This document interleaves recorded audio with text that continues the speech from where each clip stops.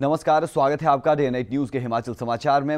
हिमाचल भाजपा के प्रवक्ता गणेश दत्त ने मुख्यमंत्री वीरभद्र सिंह पर निशाना साधते हुए कहा कि खुद कांग्रेस के विधायक और राज्य के मंत्री मुख्यमंत्री के साथ नहीं है। गणेश दत्त ने विधानसभा बजट सत्र में लोकायुक्त विधेयक 2014 और टीसीपी बिल पर ये कहते नजर आए। सदन में पारित न किए जाने को उदाहरण देते हुए कहा कि कांग्रेस के ही विधायकों और मंत्रियों का खुलकर समर्थन न मिलने पर इस बिल को चयन समिति के पास भेजना पड़ा है।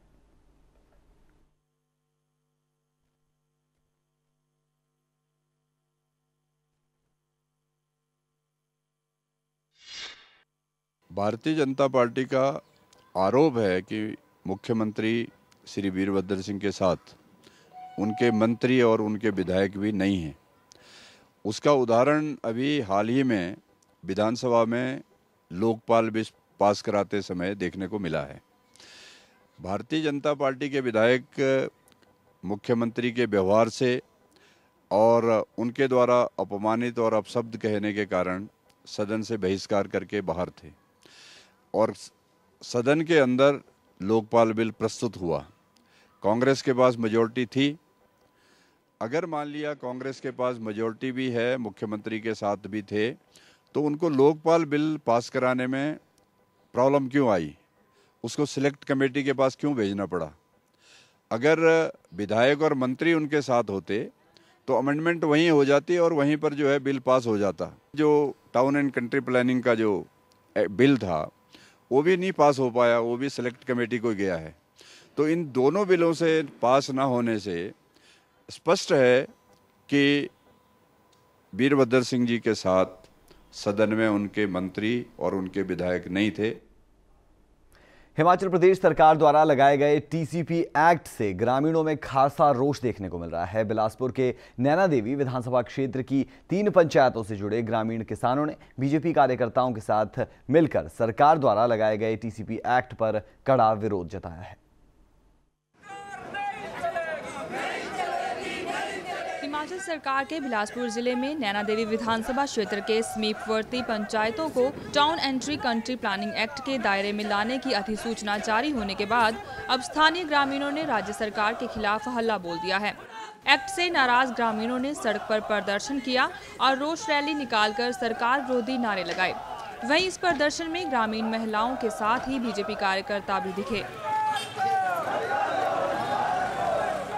ग्रामीणों को कहना है कि सैंक्चुरी एरिया के चलते लोग पहले ही कई तरह की समस्याओं से जूझ रहे हैं, तो वहीं सरकार उनकी परेशानी और अधिक बढ़ाने में आमादा हो गई है।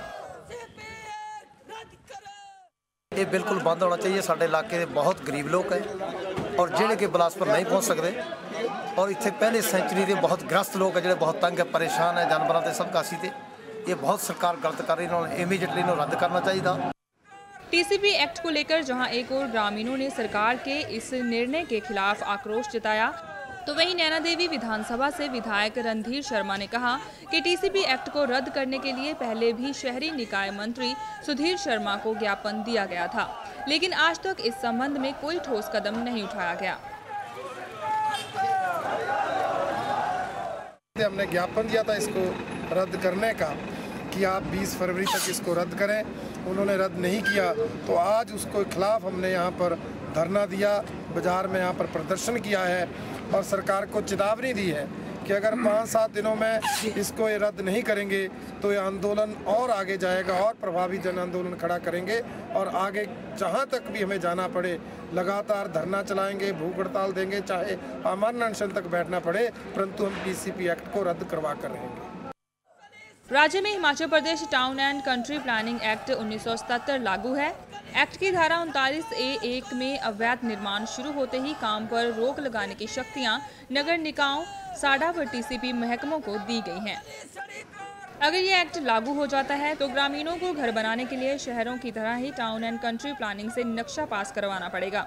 यही नहीं, अगर किसी किसान ने पशुशाला का भी निर्माण करना होगा तो उन्हें भी नक्शा बनवा कर देना होगा। बिलासपुर से विजय भारद्वाज के साथ कौमिता मिन्हास, डे नाइट न्यूज।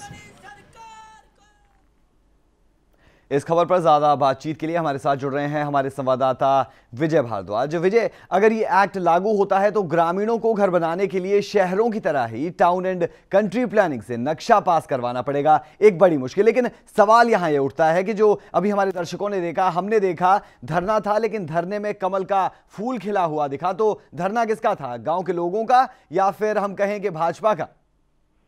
जी राज, बिल्कुल मैं बताना चाहूंगा, जिस तरह से टीपीसी एक्ट को लेकर के प्रदेश सरकार ने साफ तौर पर अधिसूचना जारी कर दी है। कहीं ना कहीं प्रदेश सरकार ने टीपीसी एक्ट को लागू करने की बात कही है। तो वहीं पर देखा जाए तो बिलासपुर के नैना देवी क्षेत्र की हम बात करें तो 3 पंचायतों के जो ग्रामीण है वो एक साथ एकजुट होकर के इस एक्ट के खिलाफ उन्होंने सड़क पे प्रदर्शन किया। वहीं बात करें, आगामी लोकसभा चुनाव बिल्कुल नजदीक है, कहीं ना कहीं बीजेपी भी ग्रामीणों का साथ दिखाई दी है। वहीं पर मैं आपको बताना चाहूंगा कि बीजेपी ने पूरी तरह से ग्रामीणों का समर्थन करके सड़कों पे प्रदर्शन किया है।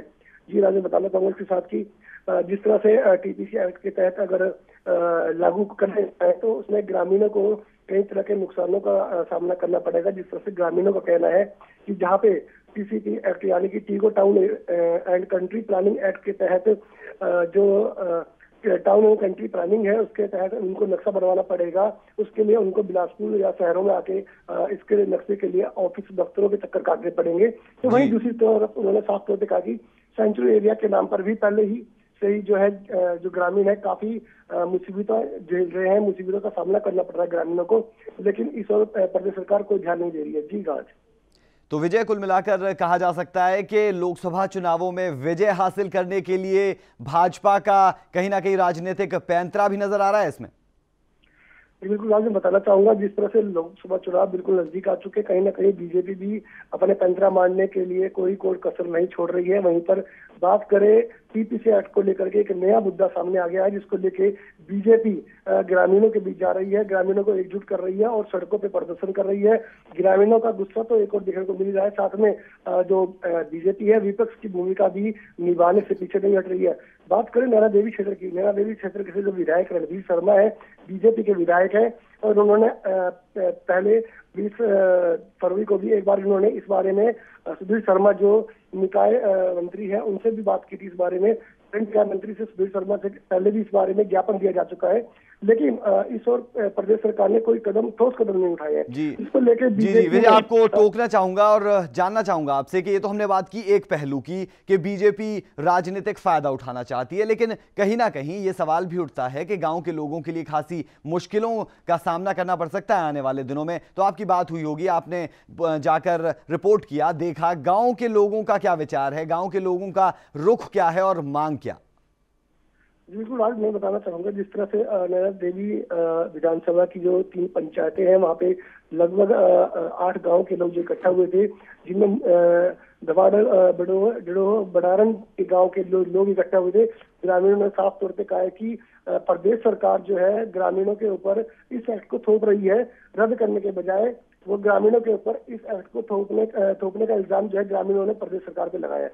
वहीं पे ग्रामीणों ने कहा कि जहां पहले से ही जो नैना देवी विधानसभा क्षेत्र जो है सेंचुरी एरिया की मार झेल रहा है, तो वहीं पर अब इस तरह के एक्ट लगाने से क्या फायदा होगा? कहीं ना कहीं टाउन एक्ट लगाने से जो है ग्रामीणों को आगे मुसीबत का सामना करना पड़ेगा। टाउन एंड कंट्री प्लानिंग के तहत नक्शा पास कराने के लिए दफ्तरों में धक्के खाने पड़ेंगे, तो वहाँ चाहे वो से लेकर भवन निर्माण तक हो, कहीं ना कहीं मुसीबतें ग्रामीणों के सामने आएंगी, जिसको लेके ग्रामीणों में भी खासा रोष है।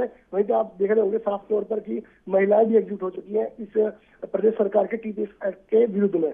तो कहीं ना कहीं ग्रामीणों में खासा रोष देखने को मिल रहा है। वहीं पर साफ तौर पर चेतावनी दी है प्रदेश सरकार को ग्रामीणों ने कि आने वाले समय में अगर इस एक्ट को रद्द नहीं किया जाता तो वो सड़कों पर उतरेंगे, यहाँ तक कि आमरण अनशन तक किया जा सकता है। बिल्कुल विजय, से तमाम जानकारी के लिए बहुत बहुत शुक्रिया। हिमाचल प्रदेश बीजेपी का कहना है कि पार्टी द्वारा राज्य के मुख्यमंत्री वीरभद्र सिंह पर भ्रष्टाचार के जो आरोप लगाए गए हैं वो पूरे तथ्यों पर आधारित है। डे नाइट न्यूज के साथ खास बातचीत के दौरान हिमाचल बीजेपी प्रवक्ता गणेश दत्त का कहना है कि आगामी लोकसभा चुनावों में बीजेपी इन मुद्दों को जनता के बीच भी लेकर जाएगी। हिमाचल प्रदेश भारतीय जनता पार्टी द्वारा लगातार सूबे के मुख्यमंत्री वीरभद्र सिंह पर भ्रष्टाचार को लेकर प्रहार किए जा रहे हैं।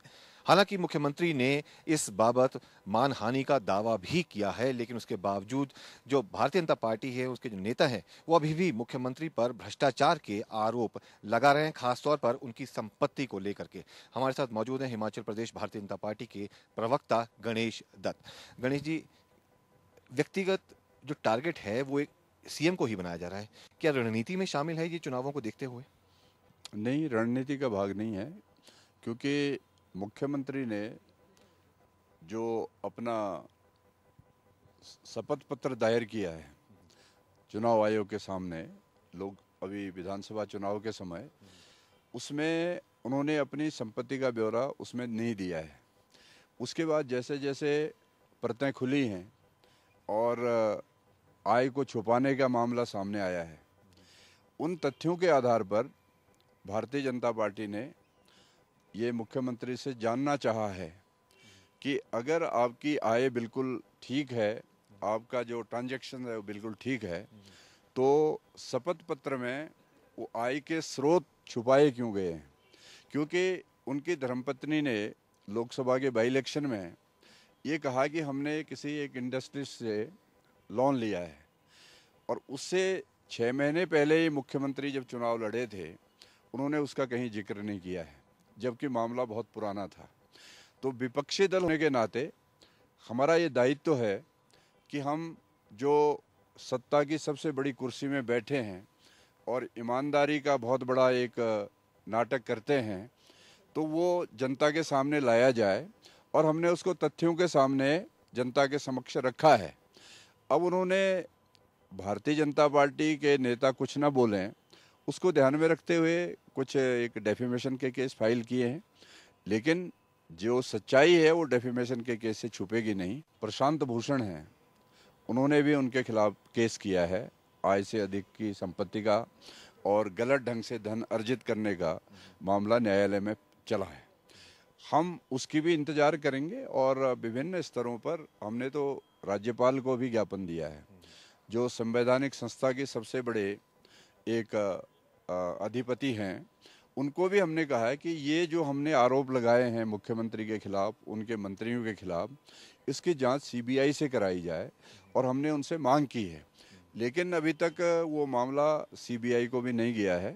लेकिन हमें ये विश्वास है कि जिस प्रकार का ये भ्रष्टाचार है, ये ज़्यादा देर छुपने वाला नहीं है, और ना ही इसको लंबी अवधि तक इसको खींचा जा सकता है। इसके बहुत जल्दी परिणाम आएंगे, और दूध का दूध, पानी का पानी होगा। जो एचपीसीए पर कार्रवाई जो हुई थी, सरकार द्वारा की गई थी, उसके बाद ही ये मुद्दे जो हैं ये उठाए गए हैं। क्या माने कि जो चुनाव आ रहे हैं, रणनीति में कहीं ना कहीं बीजेपी की ये शामिल है कि इस मुद्दे को उठाया जाए? जहाँ तक एचपीसीए का मामला आपने उठाया है, ये एचपीसीए का मामला राजनीति से प्रेरित है, क्योंकि अनुराग ठाकुर भारतीय जनता पार्टी के सांसद हैं, युवा मोर्चा के राष्ट्रीय अध्यक्ष हैं।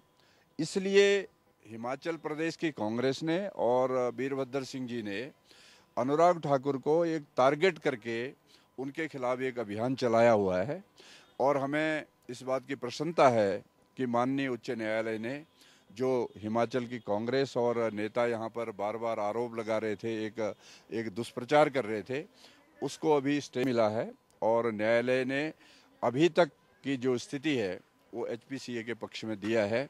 तो इसमें सरकार को मुंह की खानी पड़ी है, और कई और जगह पर भी जहाँ जहाँ एचपीसीए का मामला हो, कई बार फ़ोन टैपिंग का मामला उठा देते हैं। तो हमारा ये आरोप है इस सरकार पर, पिछले 1.25 साल में इन्होंने दुष्प्रचार के अलावा भारतीय जनता पार्टी के नेताओं को एक प्रकार से अपमानित करने का, उनके ऊपर चरित्र हनन का और कीचड़ उछालने के अलावा इस प्रदेश में कोई काम नहीं किया है। प्रदेश के स्वास्थ्य और राजस्व मंत्री कौल सिंह ने कहा है कि प्रदेश में स्वास्थ्य सेवाओं को मजबूत करने के लिए सरकार जल्द 200 डॉक्टरों की नियुक्ति करने जा रही है। इसके साथ ही सरकार 800 पैरामेडिकल स्टाफ के पद भरने जा रही है। चुनावों का माहौल गर्म है, और आइए आज बात करते हैं प्रदेश के स्वास्थ्य मंत्री से और जानते हैं कि इनके क्षेत्र में और स्वास्थ्य विभाग में जो वायदे किए गए थे उनका क्या बना। Thakur Kaul Singh ji, day night news में आपका स्वागत है। धन्यवाद आपका। जी, पहले हम आपसे जानना चाहेंगे कि मंडी का एक बड़ा मुद्दा था मेडिकल कॉलेज का, 2008 में जब सरकार थी तब ये कहा भी गया था, 2007-8 के जब चुनाव थे, कि मंडी में मेडिकल कॉलेज बनेगा, लेकिन वो नहीं बना। इस पर आप क्या कर रहे हैं? ऐसा है, जब हमारी सरकार थी तो 2007 के शुरू में हमने मंडी में मेडिकल कॉलेज खोलने का फैसला किया था, सेंटर जोन करके। तो हमने उस प्रिंसिपल भी लगा दिया था। रघुनाथ का पद्धर है, वहाँ 30-40 बीघे ज़मीन है, वहाँ मेडिकल कॉलेज खोलने का फैसला कर दिया था। तो उसके बाद जब सरकार बदली तो बीजेपी ने, पहले तो धूमल साहब ने यहाँ बड़ा जोर से कहा कि तो प्रिंसिपल ही लगाया है, हम क्लासें बैठा देंगे। लेकिन जैसे सरकार बीजेपी की बनी तो उन्होंने इसको बंद करने का फैसला कर लिया कि यहाँ कोई मेडिकल कॉलेज नहीं खुलेगा। यहाँ हमारे कांग्रेस जनों ने जो है लगभग 4 महीने जो है चेन हंगर स्ट्राइक की और रास्ता रोको अभियान चलाया पूरे ज़िले में जो है, और कुल्लू ज़िले में इसका खूब एजिटेशन हुआ। काफ़ी लोगों पर जो है बीजेपी सरकार ने केस बनाए। फिर हम दिल्ली में जब ये लेबर डिपार्टमेंट ने फैसला किया, श्रम विभाग ने फैसला किया, भारत सरकार ने, कि वो भी मेडिकल कॉलेज खोलने जा रहे हैं, तो हम उस वक्त जो है श्रम मंत्री माननीय श्री ऑस्कर फर्नांडिस थे, उनके पास मिलने गए। उन्होंने कहा कि हमारे यहाँ एजिटेशन चल रही है, तो आप कृपया जो है मंडी में एक ESI कॉरपोरेशन का मेडिकल कॉलेज खोलें। और मुझे उनका धन्यवाद करना है, कांग्रेस की यूपीए सरकार का धन्यवाद करना है। उन्होंने हमारी मांग को मानते हुए मंडी के नेर भंगरोटू में, जहाँ एक बहुत बड़ा कृषि फार्म था, वहाँ जो है उसके लिए मंजूरी प्रदान कर दी। और वो व्यक्तिगत तौर पे उसका शिलान्यास करने भी आए। उसमें जो शिलान्यास हुआ उसमें हमारा नाम भी, विद्यास्तोक सर मेरा नाम भी मौजूद था। और उसका जो है काम बड़े जोर से शुरू हुआ। लगभग 1500 करोड़ रुपये से खर्च किया जाएगा, 700-800 करोड़ की बिल्डिंग बन रही है। तो इसलिए अब हम समझते हैं, वहाँ पहले 60 सीटें खोलने का फैसला किया था, फिर हमने कहा कि 100 सीटें जो है इसमें होनी चाहिए, जिसमें 40 सीटें जो है सिर्फ हिमाचल प्रदेश के विद्यार्थियों को दी जाएगी। और अभी जुलाई महीने से ये क्लासें बैठ जाएगी। और मंडी हॉस्पिटल जो है, हमने उनका जो MOU साइन हुआ है, मंडी हॉस्पिटल में हमने कहा है कि 500 बिस्तरे हम उपलब्ध कराएंगे, इक्विपमेंट उनको यहाँ देंगे, और उसके आधार पर ये जो है मेडिकल कॉलेज और हॉस्पिटल चलना शुरू हो जाएगा। डॉक्टरों की बात करें तो पूरे प्रदेश में ही डॉक्टर्स और पैरामेडिकल स्टाफ की भारी कमी है। इसके लिए प्रदेश सरकार क्या कर रही है? ऐसा है, डॉक्टरों के, ठीक है, हमारे हिमाचल प्रदेश में डॉक्टरों की कमी है, लेकिन पिछले कोई 10-12-15 साल से 1597 डॉक्टर टोटल सैंक्शन स्ट्रेंथ थी हमारे पास। उसमें भी खाली बहुत रहते थे, लेकिन हमने उसको 200 डॉक्टर और बढ़ाने के सैंक्शन स्ट्रेंथ में, तो 1797 डॉक्टर हमारे सैंक्शन स्ट्रेंथ में हुए। एक साल के अंदर हमने 366 डॉक्टर जो है हिमाचल प्रदेश में लगाए हैं, और उन्होंने ज्वाइन भी कर लिया है। पिछली बार ये लगा देते हैं डॉक्टर, लेकिन रोगी कल्याण समिति के माध्यम से लगाते थे, सिर्फ 26,200 रुपया उनको देते थे। हमने उसको बढ़ा करके 40,000 कर दिया। और जो दूर दराज और इंटीरियर के क्षेत्र है, वहाँ 55,000 तक जो है डॉक्टर जो है पहली पोस्टिंग है ले रहे हैं, और उनको अनुबंध के आधार पे हम ले रहे हैं, ना कि रोगी कल्याण समिति से, इसलिए डॉक्टर ज्वाइन कर रहे हैं। इसी तरह से पैरामेडिकल स्टाफ के भी हमने 800-900 पद जो है मंजूर किए हैं, और सबऑर्डिनेट सिलेक्शन बोर्ड जो उनको भरने की उन्होंने कार्रवाई शुरू कर दी है। यदि आपके क्षेत्र की बात करें तो गुम्मा सॉल्ट माइन राजाओं के समय से चलती थी, आजकल बंद पड़ी है। इसके लिए आप क्या कर रहे हैं? इसके लिए हमने बड़े प्रयास किए हैं, और ये 1983 में जो है एक डेलीगेशन, जिसमें मैं भी साथ गया, यूरोपियन कंट्री में 4-5 कंट्री में हम गए, जहाँ रॉक साल्ट से जो है नमक बनता है। तो उसका अब ये 300 करोड़ का प्रोजेक्ट अब बड़े मुश्किल से जो है हम गवर्नमेंट ऑफ इंडिया ने उसको मंजूर किया है। जॉइंट वेंचर हिमाचल सरकार और हिंदुस्तान सॉल्ट लिमिटेड के सहयोग से इसको बनाया जा रहा है। मंत्री जो हमारे हैवी इंडस्ट्री मिनिस्टर हैं श्री प्रफुल्ल पटेल जी, उन्होंने 3 तारीख की डेट दी थी कि फाउंडेशन स्टोन रखेंगे। अभी उनकी कंफर्मेशन नहीं हुई है। 300 करोड़ का प्रोजेक्ट जो है ये मंजूर हो चुका है, और इसलिए मेरा ख्याल है अब ज़्यादा इंतजार नहीं करना पड़ेगा। ये थे ठाकुर कौल सिंह, स्वास्थ्य मंत्री से विशेष बातचीत, जिसमें उन्होंने कहा कि प्रदेश में स्वास्थ्य सेवाएं मजबूत करने के लिए 200 डॉक्टर भर्ती किए गए हैं। 800 से 900 जो है पैरामेडिकल स्टाफ पिछले 1 साल में भर्ती किए गए हैं। कैमरामैन शिव के साथ मंडी से डे नाइट न्यूज के लिए अंकुश सूद। तो आपने सुना स्वास्थ्य मंत्री कौल सिंह ठाकुर को, जो साफ तौर पर पूर्व भाजपा सरकार पर अपने वायदे पूरे न करने और पत्थर मेडिकल कॉलेज को बंद करने का आरोप लगा रहे थे। वहीं उन्होंने कांग्रेस की तारीफ करते हुए मंडी में बन रहे मेडिकल कॉलेज का श्रेय भी खुद की ही सरकार को दिया है। अभी के लिए हिमाचल समाचार में इतना ही, लेकिन खबरों का सिलसिला जारी है। आप बन रही हमारे साथ। खबरों की दुनिया में आइए, हमारे साथ कहीं भी और कभी भी जुड़िए। हम मिलेंगे फेसबुक पर, हम दिखेंगे YouTube पर, हमें फॉलो कीजिए ट्विटर पर। खबरों के साथ बने रहिए रात दिन।